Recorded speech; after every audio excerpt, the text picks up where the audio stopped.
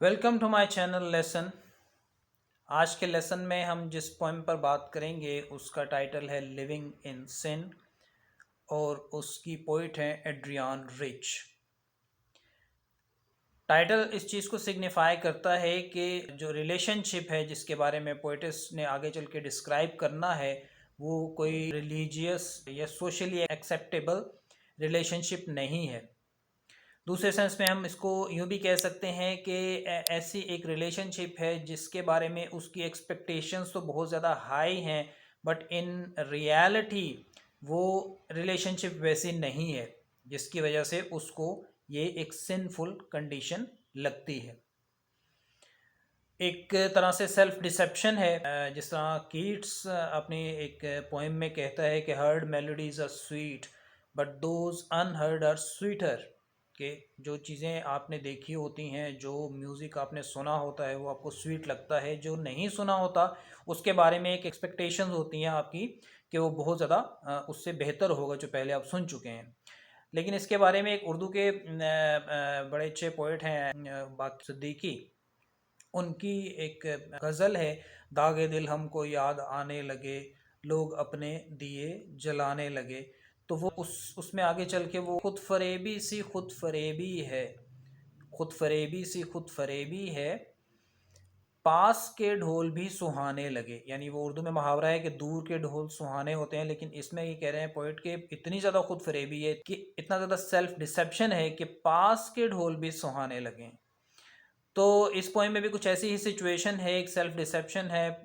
Poet जो है वो एक आइडलाइज कर रही है एक सिचुएशन को, एक रिलेशनशिप को, बट इन रियलिटी वो ऐसी बात नहीं है, वो रिलेशनशिप वैसी नहीं है जैसी वो उसको आइडलाइज करती है। आइए पोएम स्टार्ट करते हैं, उसकी हेल्प से हम उसको आगे एक्सप्लोर करते हैं, उसका एनालिसिस करते हैं। She had thought the studio would keep itself, no dust upon the furniture of love. अब एक एस्पेक्ट इसमें बहुत इंपॉर्टेंट है। अगर हम स्टूडियो को एक मेटाफॉर के तौर पर लें, जो रिलेशनशिप के लिए एक मेटाफॉर यूज़ किया है पोइट ने, तो उससे हमें पोएम को समझने में बड़ी आसानी हो जाएगी।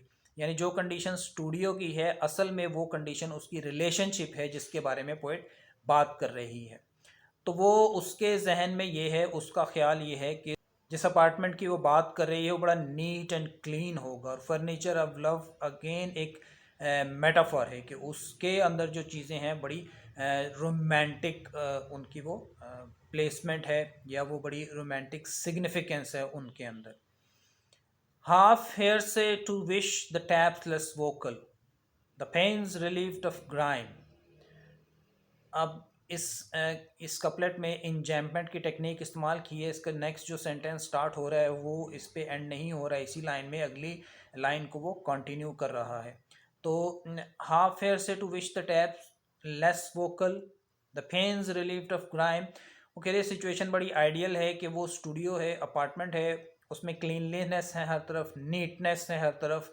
और ये एक बड़ी सिंफुल बात होगी इसके बारे में सोचना कि इसके फॉसेट्स जो हैं, इसके टैप्स जो हैं, वो पाइप जो हैं वो क्लियर नहीं हैं, क्लीन नहीं हैं, उनमें से नॉइस नहीं आती। और विंडोज़ जो हैं वो सब बड़ी क्लीन हैं। अब इसको हम रिलेशनशिप के हवाले से देखें तो वो रिलेशनशिप के बारे में उसकी एक्सपेक्टेशन पोइट की ये है कि वो इस तरह से हो, बिल्कुल क्लीन एंड क्लियर हो, उसमें कोई एम्बिग्विटी ना हो, क्लैरिटी हो। But in actuality this is not the situation. Actuality में क्या है कि वो अनटाइडीनेस है उसके अंदर।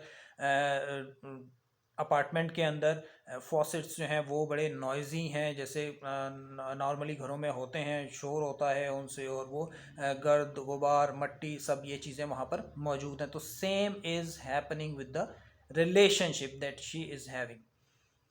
A plate of pears, a piano with a Persian shawl, a cat stacking the picturesque amusing mouse had risen at his urging। अब ये एक आइडियल सिचुएशन है जिसको प्रेजेंट कर रही है कि उसमें ऐसा उसको लगता है कि अपार्टमेंट में, स्टूडियो में ऐसी सिचुएशन है। सिमिलरली हम इसको पैरेलल लेवल पे देखेंगे, रिलेशनशिप पे अप्लाई करके, कि उसको वो लगता है कि रिलेशनशिप में भी ऐसी ही सिचुएशन है या होनी चाहिए।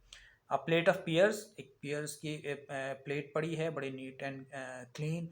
पियानो है, पर्शियन शॉल के अंदर वो ड्रैप हुआ है, उसको पर्शियन शॉल ने कवर किया हुआ है। कैट है स्टैकिंग ए पिक्चरस अम्यूजिंग माउस। अब बेसिकली तो ये एक बड़ा ऑकवर्ड आइडिया है और इसको इमेजिन करना, देखना है कि एक कैट जो है वो परसू उसको चेस कर रही है माउस को, और लेकिन यहाँ पे वो एक कह रही है कि शायद एक पेंटिंग के तरह का उसने पोर्ट्रे किया है कि बड़ी ही ज़बरदस्त ग्लोरीफाइड किस्म की पिक्चर है, पेंटिंग है जिसमें कैट जो है वो माउस को पीछा करी है और उसको ये बड़ा अम्यूजिंग सीन लगता है।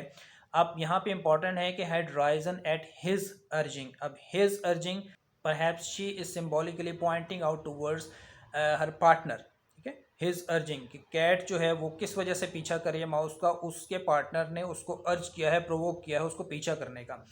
अब जो कैट और माउस की सिचुएशन है, हम देखते हैं पोइटस उसको सिंबॉलिकली पैरेलल लेवल पे अपनी और अपने पार्टनर की सिचुएशन को ही क्लैरिफाई करने के लिए इस्तेमाल कर रही है कि इस वक्त उसकी सिचुएशन भी एक माउस की तरह की है और वो बज़ाहिर उसको एक बहुत कहना चाहिए कि रोमांटिक वे में पेश करना चाह रही है, एक आइडलाइज वे में पेश करना चाह रही है, बट रियलिटी ये नहीं है। एक माउस की जिस उस वक्त जो कंडीशन होती है जब एक कैट उसका वो चेस कर रही होती है, तो वो that is very obvious.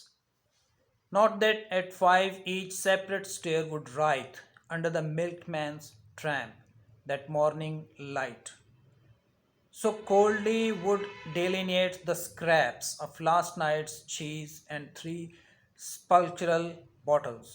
Okay?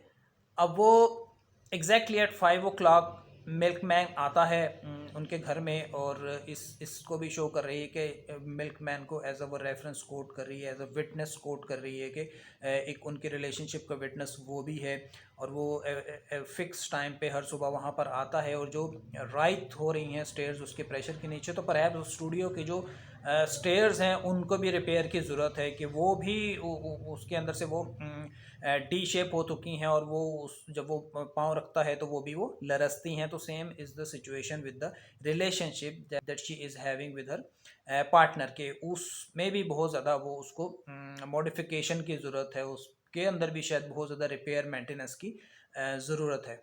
और इसी तरह वो that morning light so coldly वो डिलीनेट द स्क्रैप्स। और मॉर्निंग लाइट जो है, मॉर्निंग एक फ्रेश स्टार्ट को कहते हैं, बट यहाँ पे वो कोल्डनेस को एसोसिएट कर रही है मॉर्निंग के साथ, कि मॉर्निंग जो कोल्डली इसको इंडिकेट करती है कि जो स्क्रैप्स हैं रात को जो गुजरी है, ये जो चीज़ें वो बता रही है कि लास्ट नाइट चीज़ है, थ्री कल्चरल बॉटल्स हैं, वो वाइन है। अब ये जो चीज़ें हैं, ये जो एक्सेसरीज़ हैं, ये रात के वक्त तो बड़ी रोमांटिक होती हैं, नज़र आती हैं, लेकिन अब उसको वो एक स्क्रैप की शक्ल में वो नज़र आ रही हैं, जैसे जैसे सुबह अपीयर हो रही है, रोशनी नमूदार हो रही है उसके साथ साथ।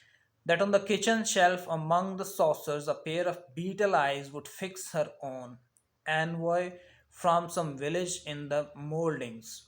अब अगेन वो एक बीटल्स की इमेजरी देती है, उनके बारे में बात करती है कि किचन में क्या है, किचन के शेल्फ में जो दीवारों के अंदर वो दरारें पड़ी हैं, वहाँ पे वो इंसेक्ट्स हैं, वो बीटल्स हैं, उनकी आइज़ उसको वो नज़र आ रही। पहले एक बीटल की आई नज़र आती है, फिर वो कहती है परहैप्स होल विलेज, उनका पूरे और उनका पूरे क्राउड है उसके पीछे।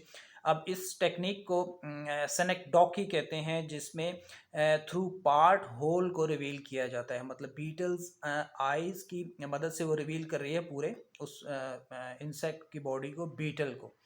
तो ये एक लिटरेरी टेक्निक यहाँ पे यूज़ की है, एक फिगर ऑफ स्पीच यहाँ पे वो यूज़ किया है पोइटस ने अपने बात क्लियर करने के लिए। और उसको एनवॉय कह रही है कि वो शायद बीटल जो है वो again like milkman is another witness of her relationship with her partner, कि वो भी आगे चल के दूसरे लोगों को अपनी क्लास के लोगों को, अपनी कैटेगरी के जो इंसेक्ट्स हैं उनको वो बताएगा इस रिलेशनशिप के बारे में that she is having. Meanwhile, he with a yawn sounded a dozen notes upon the keyboard, declared it out of tune, shrugged at the mirror, rubbed at his beard, went out for cigarettes. Entry होती है उसके partner की, वो इसी दौरान वो उठता है यान के साथ, मतलब एक इंतहाई केयर फ्री एटीट्यूड उसके पार्टनर का है। तो इट शोज़ कि उसको इसमें बिल्कुल भी इंटरेस्ट नहीं है, इस रिलेशनशिप को फिक्स करने में, इस रिलेशनशिप को रिपेयर करने में।